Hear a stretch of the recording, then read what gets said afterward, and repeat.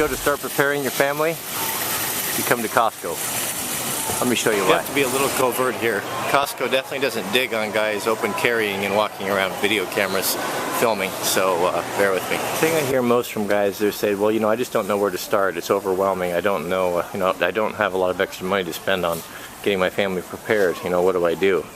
You know, what you do is you come to Costco and look at this. $10, you can get 12-pack of beans. $9, you can get 25 pounds of rice. $3.65 for a gallon of applesauce. $3.25 a gallon of corn. $2.99 green beans. Roman soldier would have thought, you told him in the future you could buy 25 pounds worth of salt for $3.99. What is salt going to be worth? And when you can't get it, if you are in areas where you could hunt and fish and to use it for curing meat and a million other different things. You know, salt all through history has been very, very valuable. It's been very costly to acquire.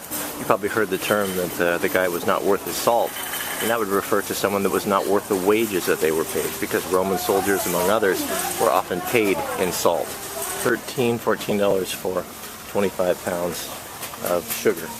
You know, just think of the uses for this. How much better would your life be with the things you could forage or find if you could have just a little bit of sugar or honey to add with it?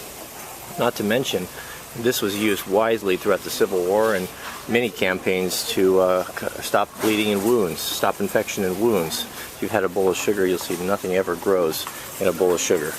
Many uses, but a couple bags of this is invaluable. You know, like I tell everybody I talk to on personal messages, you know, just start slow.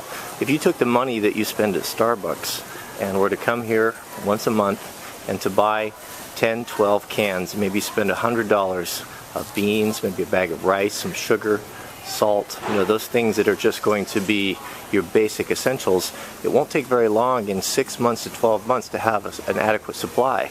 And I think we're seeing now from the land hurricane we have in the Midwest, how unprepared people are, how panicked people are. You know, that's just a small storm, and just the power being out a couple days. Just wait until the power is out indefinitely and the grocery stores are empty and people can't eat. Now is the time to buy this stuff. Water. There's so many guys also I hear from that say, live in the city, you know, what do I do? You know, I can't afford to get out of town, I got to stay in my home. You know, what happens if the water stops running or the water's not fit to drink? You know, it's such a simple solution for something like that. You know, wait till this winter time and look on Craigslist and find yourself an inflatable pool. Mrs. Wrangler Star and I were looking at those last winter. There were many options. You could just go get one for free. People just wanted them out of their yard. And the reason why you want that is to buy that thing, put it away, and if times get tough, you can set that thing up in your yard, and before the water stops, or maybe we're using rain or whatever options you may have, fill that thing up. You're talking thousands and thousands of gallons of water. And a great way to store it.